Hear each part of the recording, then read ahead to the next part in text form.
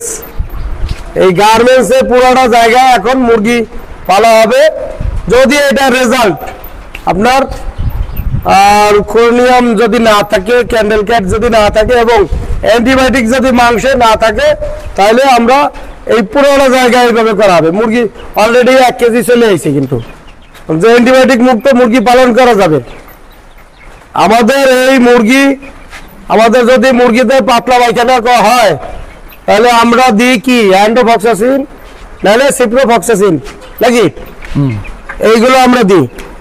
এখন এই ভাই দেয় হলো গিয়া আদা থানকুনি পাতা, মানে থানকুনি পাতা যেটা আমাদের গ্রামে গ্রামে বাজারে পাওয়া যায়। থানকুনি পাতা পাতলা পায়খানা হলে থানকুনি পাতা দেয়।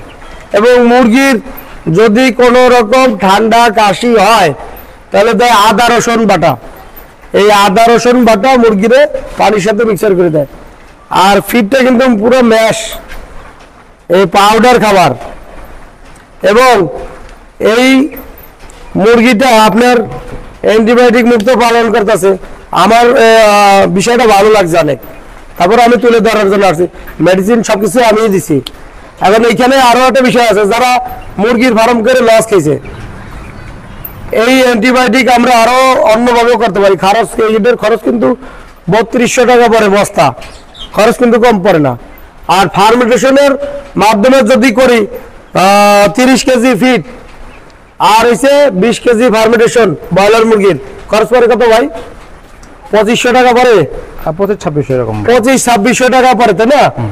আচ্ছা, 25-2600 টাকায় এই যে বিমল এই 3-4 দিন ধরে মুরগিরে দিনাজপুরের, উনি যে মুরগিরে যে আপনার ফার্মেন্টেশন করে খাওয়াতেছে, ওনার মুরগির বয়স কত? 20 দিন। ওনার ওজন আসছে কত? 1100 গ্রাম। 1100 গ্রাম।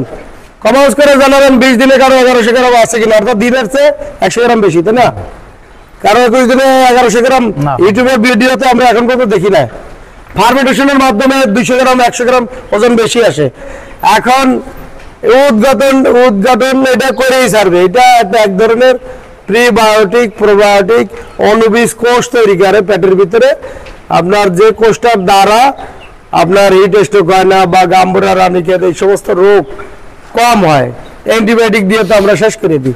মানুষের ক্ষেত্রেও, মুরগির ক্ষেত্রেও আর পশু পাখির ক্ষেত্রেও হালকা হয়ে যায়। এই কোষটা তৈরি হওয়ার পরে আবার মুরগিটা একবারে দ্রুত বড় হয়ে যায়। এই হচ্ছে ব্যাপার, খাবার কম লাগে। যাই হোক, আমি ভিডিও বেশি বাড়াবো না। আজকে আমাদের ভিডিও এই পর্যন্ত। দেখা হবে আবার নতুন কোনো ভিডিওতে। খোদা হাফেজ, আল্লাহ হাফেজ। ভালো থাকুন, সুস্থ থাকুন।